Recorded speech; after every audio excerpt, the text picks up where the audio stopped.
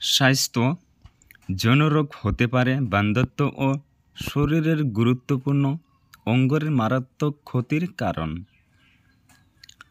যৌনরোগ নিয়ে কথা বলতে চান না বেশিরভাগ নারী ও পুরুষ, কিন্তু যৌনমিলন যদি নিরাপদ না হয় তা বড় বিপদ ডেকে আনতে পারে।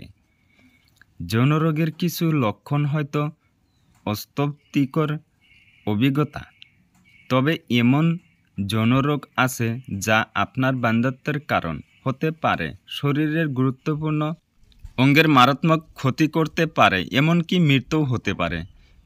যেসব যৌনরোগ সবচেয়ে বেশি হয়।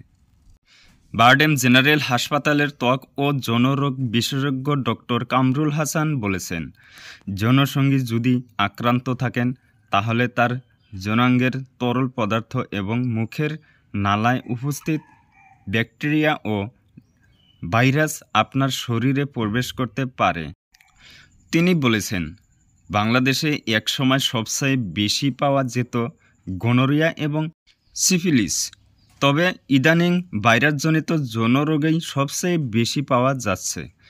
যেমন ইদানিং আমরা হারপিস অনেক পাচ্ছি। এটা একবার শরীরে প্রবেশ করলে পুরোপুরি দূর করা যায় না। শরীরে গাপটি মেরে বসে থাকে, কিন্তু সঙ্গীর শরীরে প্রবেশ করে অনেক সময়। দেখা যায় দীর্ঘদিন পরে এর লক্ষণ প্রকাশ পায়। চিকিৎসা করে এটা দমিয়ে রাখা যায়। নিয়মিত ওষুধের উপর থাকতে হয়, কিন্তু পুরোপুরি সেরে যায় না, বলছিলেন ডক্টর কামরুল হাসান। মূলত 7টি যৌনরোগ সবচেয়ে বেশি পাওয়া যায়। গনোরিয়া, সিফিলিস, জেনিটাল হারপিস ছাড়াও ক্লামাইডিয়া যৌনাঙ্গে আসিল, ট্রাইকোমোনিয়াসিস, হেপাটাইটিস বি এর মধ্যে অন্যতম। যুক্তরাজ্য স্বাস্থ্যসেবা সংস্থা NHS বলেছে, গর্ভাবস্থায় কোনো নারীর সিফিলিস থাকলে রোগটি সন্তানের শরীরে প্রবেশ করতে পারে। আক্রান্ত ব্যক্তির রক্ত নিলেও এটি হতে পারে।